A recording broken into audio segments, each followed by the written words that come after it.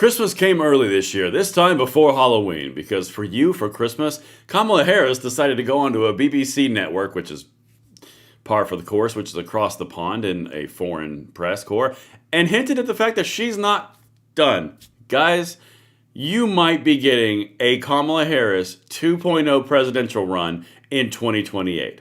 This one is going to blow your mind. I've got the video clips, I've got the articles, I've got all the fanfare. Please let this be true. You know what? Let's throw on an AOC kicker in there, because that would be just chef's kiss, baby.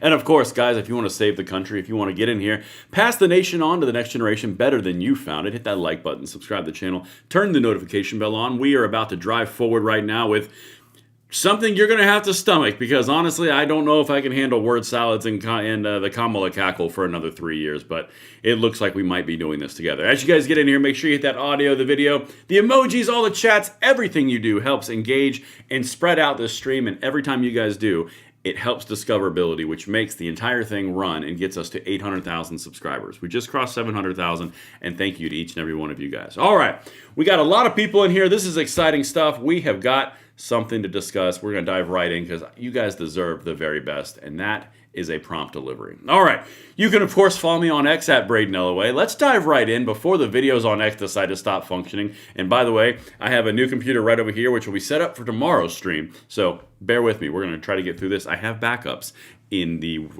form of written word. All right, let's get this. Come on, Kamala, tell me why you are awesome, and you told the BBC that you're going to do it again. Watch this.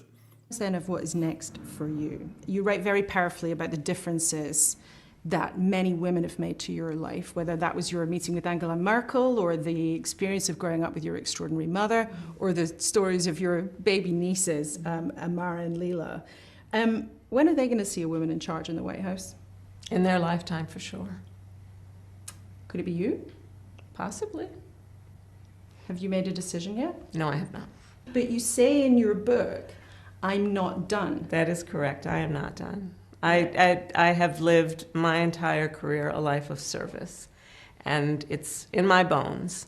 And there are many ways to serve. I've not decided yet what I will do in the future beyond what I am doing right now. But you've been very clear that it's a possibility you might run again to become president. And in my experience interviewing politicians, when someone says I'm not done, it means they are thinking seriously about running. But when you... All right, so guys, I just want to have a little remembering session with you guys before I finish this clip, because this Brit literally just nukes her from orbit with her polling numbers, which I'm going to show you, and then Kamala Harris's answer is just par excellence. Okay, you guys remember the $2 billion that she burned through in 3 months? Do you remember the limitless cackle interviews, the limitless word salads, the pressure to be and being and been and buy and be to be? Remember all that? Yeah, let's do it again. Because if you'll recall, she lost the popular vote, the Electoral College, the House, the Senate, and the White House. And $2 billion of DNC money, leaving them with $12 million left. You know what? Let's go. Like I said, maybe an AOC little dash of socialism will really up the ticket a little bit. Guys, you can't make this stuff up. But now, let me get to one of my favorite things that a British person has said this week. Watch this. Look at the bookies' odds. They put you as an outsider, even behind Dwayne "The Rock" Johnson. I mean, is that underestimating you? I think there are all kinds of polls that will tell you a variety of things. I've never listened to polls.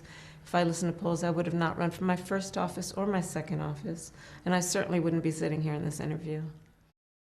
Yeah, it's quite clear. You know what? We're going to big screen for this joke. Yeah, it's quite clear you don't pay attention to polls. We are fully aware. Thank you. She's polling behind The Rock Johnson. Good. Excellent. But she doesn't pay attention to polls, a la her presidential campaign, clearly. Guys, you look at that. Look at his face. Look at that. You can't make this up. Good Lord. Who's ready for a 2.0? I'm not done. There's going to be a woman president. I haven't decided yet. I don't listen to polls. If I did, I wouldn't have gotten the Democratic National Committee. Oh, yeah, that's right, because there wasn't a primary. You were just coronated. Kamala Nation is what they call it. coronation of Kamala Nation, something like that. There was some little catchy thing. It was a coronation. You just were given it. But don't worry, it worked out so great because you don't listen to polls. Yeah, we know.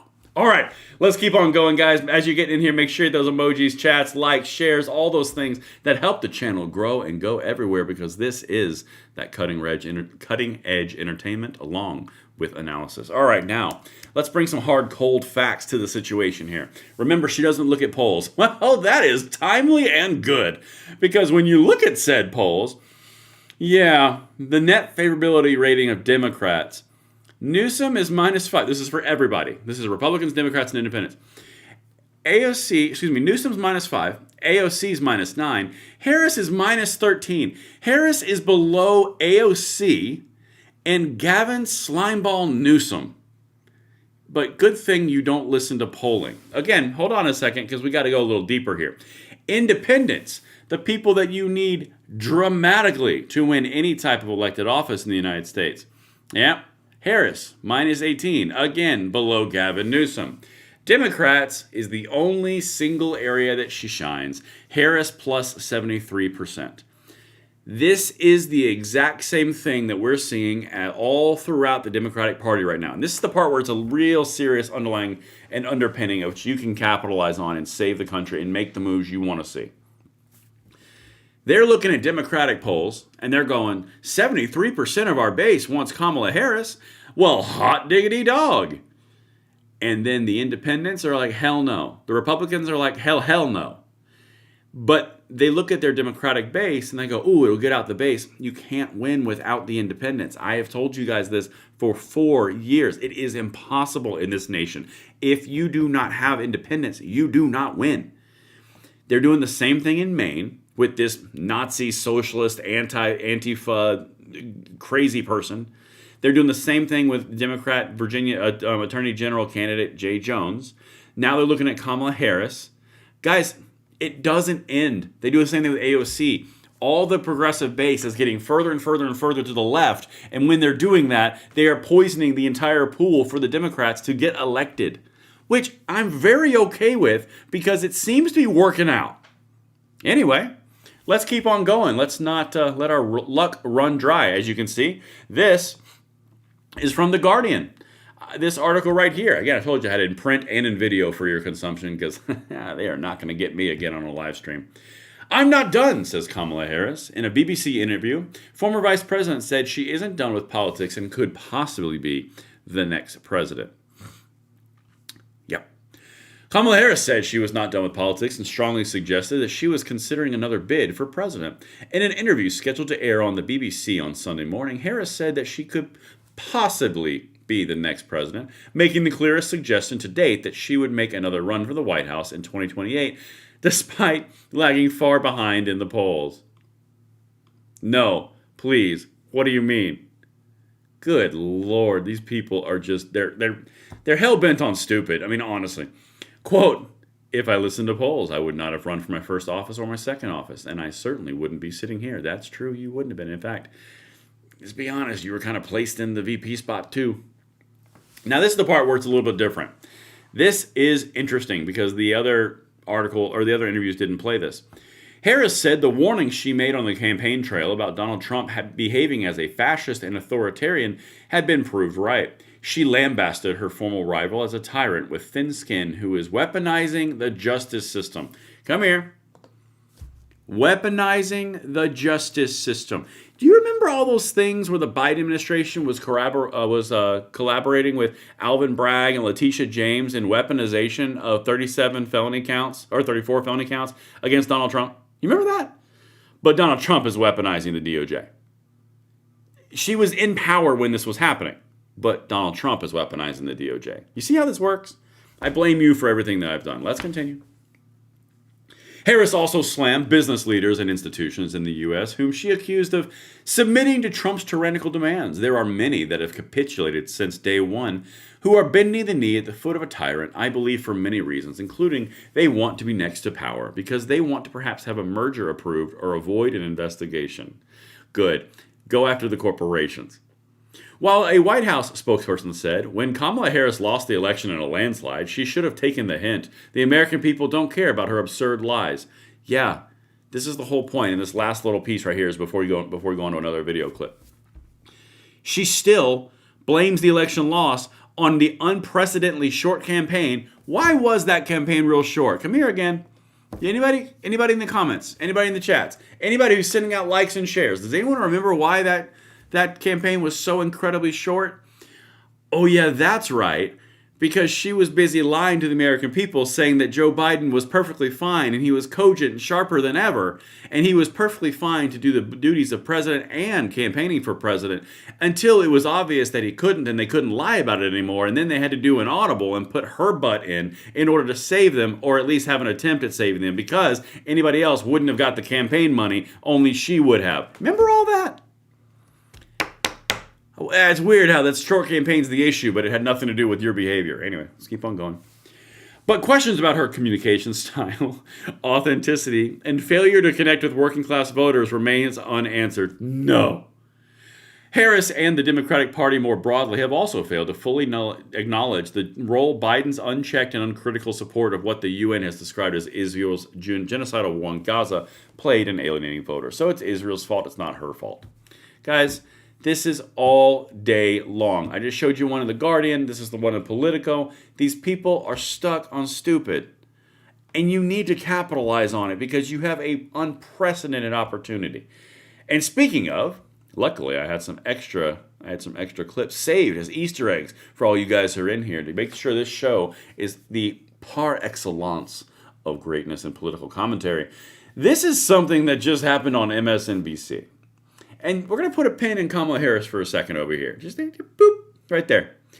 So this is actually an exchange. This is a 2-minute clip about how Trump is preparing us and what's the best word? Subtly warming us up to the idea that he's going to deploy the military to kill us all on MSNBC. They're losing the plot, and they're losing the plot quickly. Let's see if X allows me to get through this before I update my computer.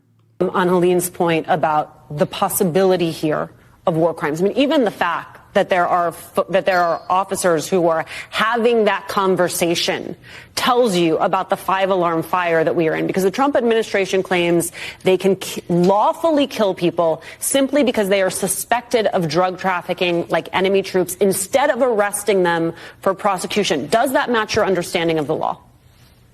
No, not American law and not international treaties to which we are a signatory. Basically, the president, and I want to kind of foot stomp behind Paul here about a plan.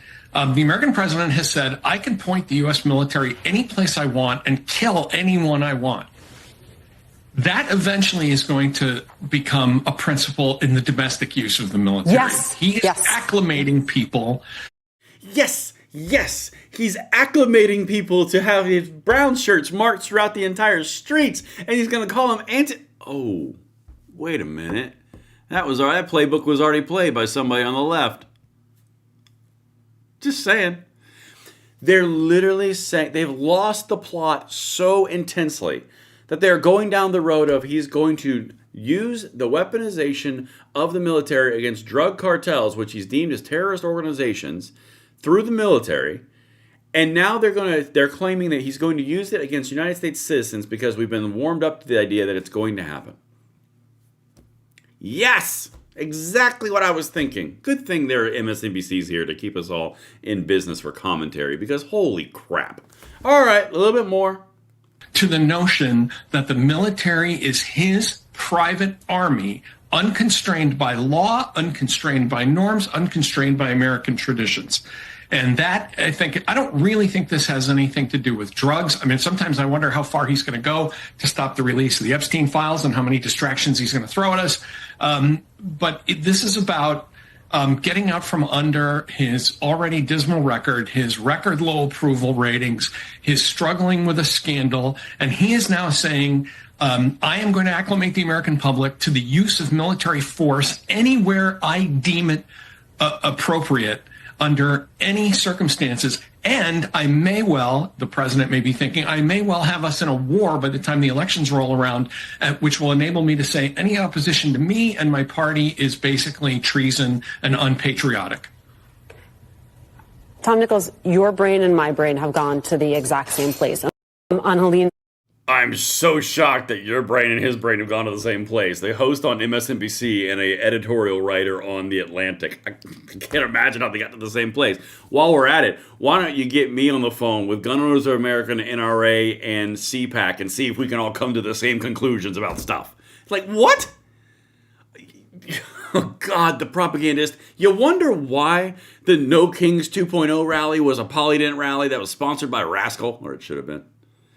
It was an early bird special rally. They were done by 2 p.m. because that's when the best meals were. It's because this crap. The only people that watch this anymore are the boomers. God, no wonder they are completely terrified of this stuff. Oh, do I want to make you guys do the Gavin Newsom? Yeah, I think I do, because that's where all the fun stuff comes in. All right, guys, hit that like button, subscribe to the channel, turn the notification bell on if you want to keep me combating the Gavster. Watch this. Let's go. You know what? He's got a lot of thoughts about anti-woke, because after all, you're racist. Let's pull that card out.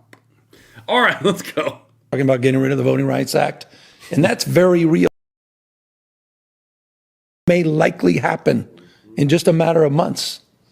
I mean, they're rewriting history, censoring historical facts. It's a unbelievable moment. All this anti-woke stuff is just anti-black. Period, full stop.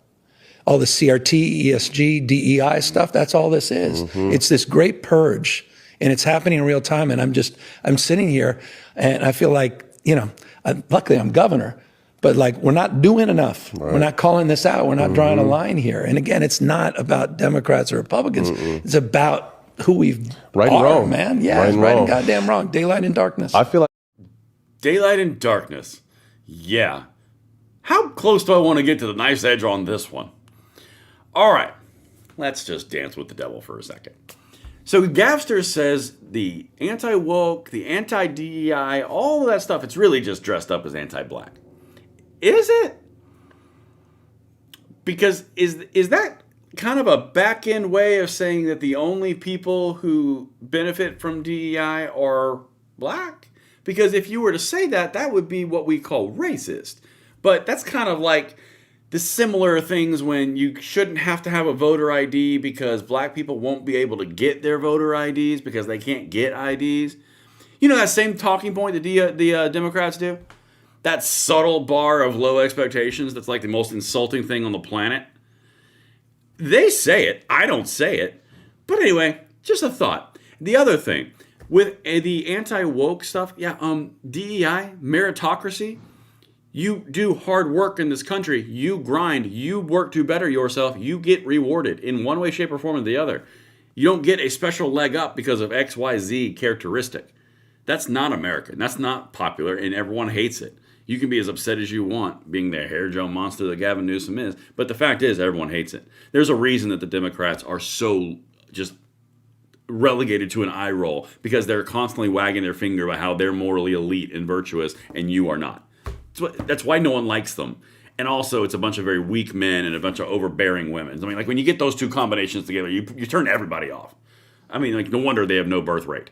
But, I mean, seriously, man, I'm getting real close to the knife's edge right now. I'm just riffing. But it's just insane. Daylight and darkness, guys. Daylight and darkness. Oh, man, and if you guys are enjoying this, hit that like button, subscribe to the channel, turn the notification bell on, and please add some commentary and some emojis to my delivery on that segment, because I got as close to the flame as I can get on YouTube without getting burned off the face of the planet. All right. Let's go over to this old raisin. All right, here we go. The last one, because I am rolling the dice. This is the last time you'll see a live stream with this computer, so I am really making it work with this X feed. This is Carville.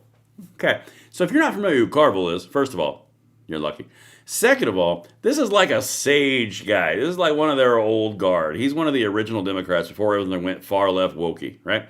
So he's talking to Circleback Psaki, or Jen Psaki, the previous press secretary, who's now found a lovely home on MSNBC.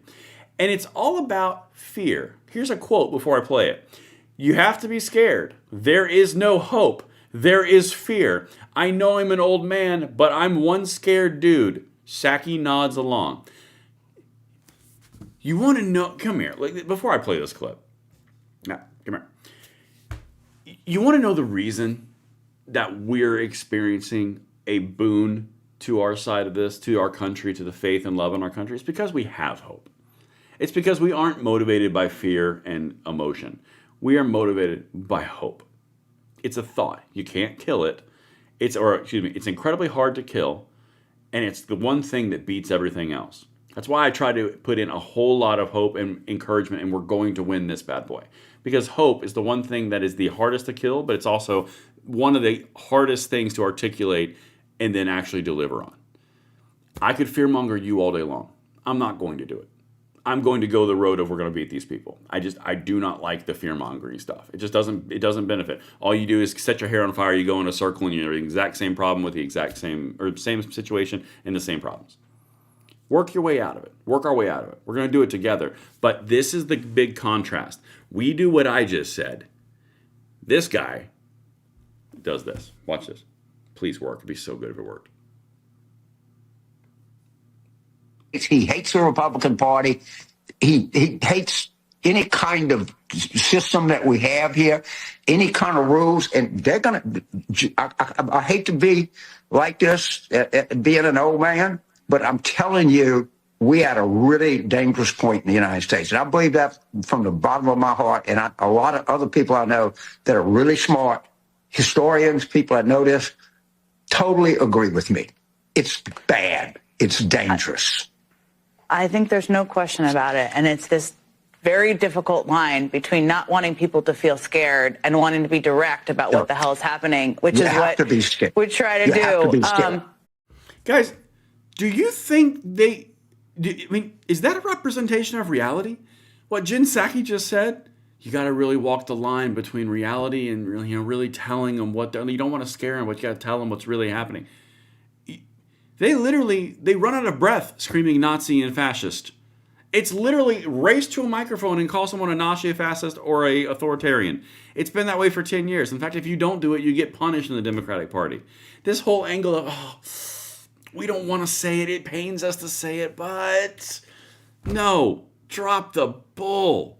Everyone knows that you are rejoicing and gleeful because this is how you think you're going to destroy the Republican Party. And by the way, the last 10 years have worked exquisitely well for that, haven't they? God, there's a reason these people, no one likes these people. And that's as simple as it is. No one likes them.